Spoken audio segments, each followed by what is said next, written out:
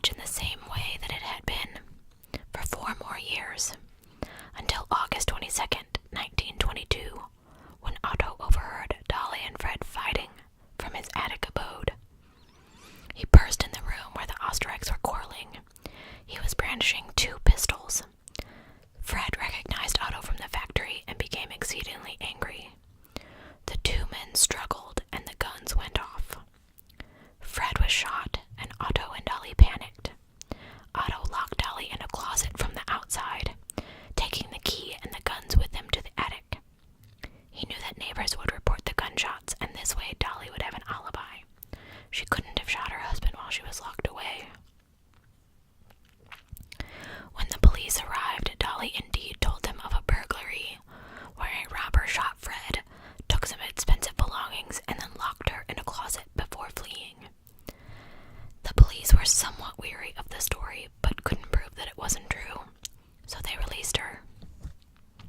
So now, Dolly's a widow. She moved into a new house and continued on with her life. One would assume that she and Otto would eventually bring their relationship into the open, allowing Otto to live a normal life. But instead, when Dolly moved, her voluntary live-in sex slave took up residence in her attic. Again. Otto Sandhuber had managed to get a few pulp fiction stories published, and with this money, plus a few nickels and dimes here and there from Dolly, he purchased a typewriter to keep writing.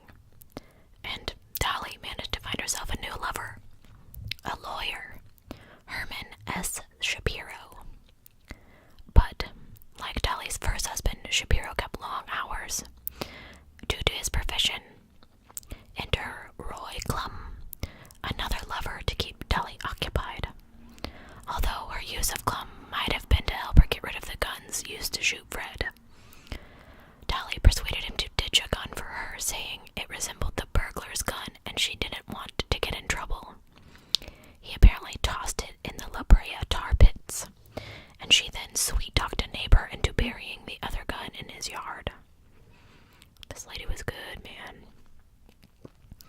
So, when Dolly eventually broke up with Clum a while later, he went to the police with the story. They pulled the gun from the tar pits, and Dolly was taken into custody. Her neighbor dug up the other gun and took it to the cops. But neither weapon could be tied to Dolly because the guns had corroded. With her awaiting trial in jail, she pleaded with Shapiro to buy groceries for Sandhuber and to tap on the ceiling of the bedroom closet to let him know he could come out.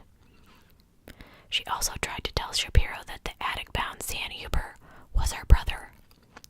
But, starved for conversation with another male, Sandhuber spilled the truth to Shapiro about the nature of him and Dolly's relationship. Shapiro essentially told Sandhuber to get lost and got Dolly released on bail. Apparently, the fact that she had kept a man in her attic was not a deal breaker, as the lawyer promptly moved in with her. All charges against Dolly were dropped. That is, until 7 years later when things became irreparable between Dolly and Shapiro. He moved out and told the police what he'd gathered of the crime against Fred. Warrants were again issued for Dolly, and this time Otto Sandhuber as well. A jury found Sandhuber guilty of manslaughter, even after his defense stated that Dolly had enslaved him. The trial became known as the Batman case, since Sandhuber had been kept in a secluded cave-like attic. Nevertheless, the statute of limitations on manslaughter had run out, and Sandhuber was a free man. Dolly went to trial on a conspiracy charge, but eventually walked free after a hung jury. The indictment was eventually dropped in 1936. She died in 1961 at the age of 80. Hopefully, she learned a thing or two about relationships. So, I know this is sort of a short video, but this lady really had an appetite, man. At one point, she had